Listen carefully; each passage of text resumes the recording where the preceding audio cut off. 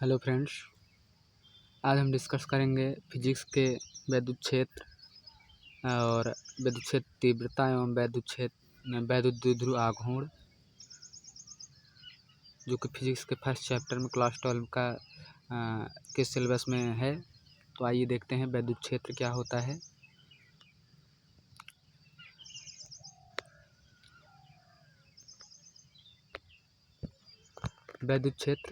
वैद्युत क्षेत्र किसी परिपथ के चारों ओर का वह क्षेत्र जिसमें कोई अन्य वस्तु आकर्षण अथवा प्रतिकर्षण बल का अनुभव करता है, वैद्युत क्षेत्र कहलाता है। मतलब दोस्तों, यदि कोई परिपथ है, जैसे एक वायर ले लीजिए, इसमें अगर वैद्युत धारा फ्लो हो रही है, विद्युत, तो आप देखते होंगे इसके आसपास के कुछ क्षेत्रों तक आकर्षण एवं प्रतिकर्षण बल लगता है। जैसा कि आप लोगों ने कभी कभी ये चीज़ देखा होगा, लोग कहते हैं, गाँव में कहते हैं कि लाइट ने पकड़ कर खींच लिया। वो खींचता नहीं है, उसमें जो है आकर्षण बल आ जाता है कुछ क्षेत्रों के लिए, बहुत दूरी तक नहीं होता है, सिर्फ कुछ क्षेत्रों तक होता है। वही जो जितना वह क्षेत्र होता है उसे वैद्युत क्षेत्र कहते हैं, मतलब वैद्युत का क्षेत्र होता है वो।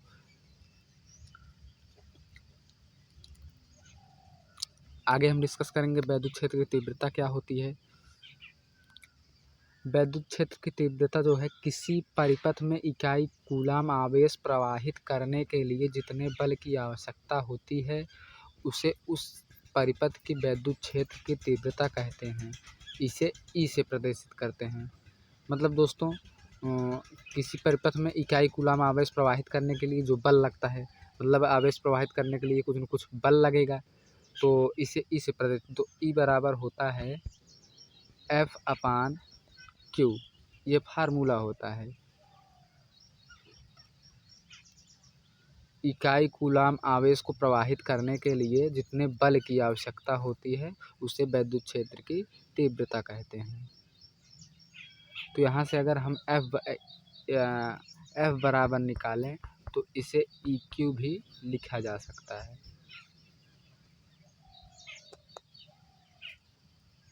इस पर एक क्वेश्चन डिस्कस करते हैं। मान लीजिए कि कोई परिपथ है, उसमें 10 कूलाम आवेश प्रवाहित करने के लिए जो है 40 न्यूटन का बल लगता है। 40 न्यूटन का बल लगता है, तो उसके वैद्युत क्षेत्र की गणना करो। ऐसे क्वेश्चन, छोटे छोटे क्वेश्चन पूछ सकते हैं एग्जाम्स में, 1 नंबर में। तो हम बेसिकली इसी फार्मूले पर रख देते हैं, E=F/Q। F हमें दिया है 40 न्यूटन और Q दिया है 10 कूलाम। इसे काट दीजिए 4, तो इस मात्रा को में हम लिखने के लिए ये हो जाएगा E=4 न्यूटन पर कूलाम। ये इसकी यूनिट होती है, न्यूटन पर कूलाम। ये इसका आंसर आ जाएगा। आगे हम वैद्युत द्विध्रुव आघूर्ण देखेंगे दोस्तों। ये वैद्युत द्विध्रुव आघूर्ण है। आइए इसकी हम परिभाषा देखते हैं।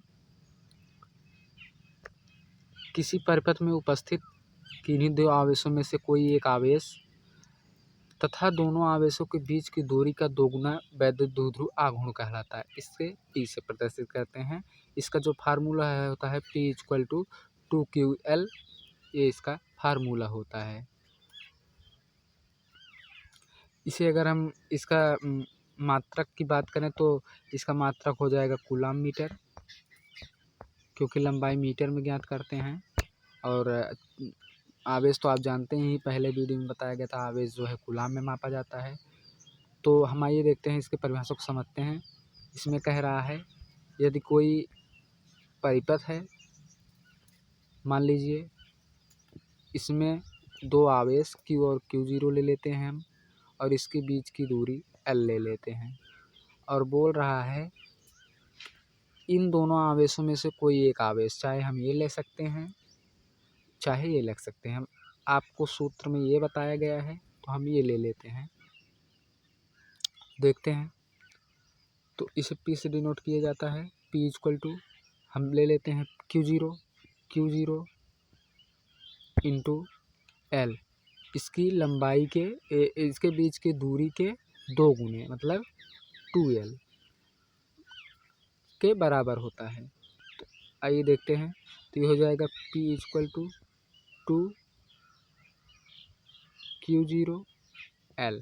इसे ऐसे भी लिखा जा सकता है सिंप्लीफाई करके। ये होता है विद्युत द्विध्रुव आघूर्ण।